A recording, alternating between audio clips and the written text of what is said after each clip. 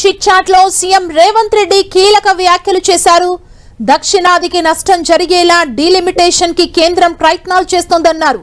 దక్షిణాది రాష్ట్రాలు ఇప్పటికే గాయపడ్డాయని, ఆర్థికంగా నష్టపోతున్నాయని, రాజకీయంగా కూడా నష్టపోవాలా అని ప్రశ్నించారు.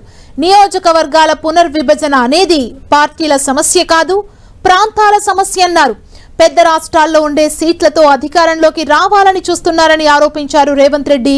జనాభా ప్రాతిపదికన కాకుండా ఆర్థిక భాగస్వామ్యం ప్రాతిపదికన నియోజకవర్గాల పునర్విభజన చెయ్యొచ్చంటూ సూచించారు. ఇటు మహిళా రిజర్వేషన్ల అమలుకు కాంగ్రెస్ పార్టీ కట్టుబడి ఉందని, సమస్య అంతా నియోజకవర్గాల పునర్విభజనకు సీట్ల పెంపు గురించేనన్నారు. కేంద్రం అనుకున్నట్లుగానే నియోజకవర్గాల పునర్విభజన జరిగితే పరిణామాలు ఎటుదారి తీస్తాయో తెలియదన్నారు. రైతు వ్యతిరేక చట్టాల విషయంలో ఏం జరిగిందో కేంద్రం గుర్తుంచుకోవాలని హెచ్చరించారు. పెద్ద రాష్ట్రాల్లో ఎక్కువ సీట్లు పెరగడం వల్ల కిషన్ రెడ్డి, బండి సంజయ్ లాంటి వాళ్లకు చప్రాసి ఉద్యోగాలు కూడా దొరకవంటూ విమర్శలు చేశారు సీఎం. డీలిమిటేషన్తో దక్షిణాది రాష్ట్రాల ఉనికిని కోల్పోతాయన్నారు. దక్షిణాది రాష్ట్రాలు ఎదగటం బీజేపీకి ముందు నుంచి ఇష్టం లేదన్నారు.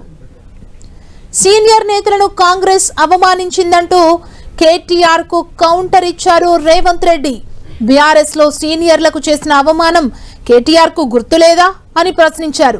విజయశాంతి, ఆలె నరేంద్ర నుంచి మొదలుకొని పొన్నాల లక్ష్మయ్య వరకు బీఆర్ఎస్ ఏం చేసిందో గుర్తుంచుకోవాలన్నారు.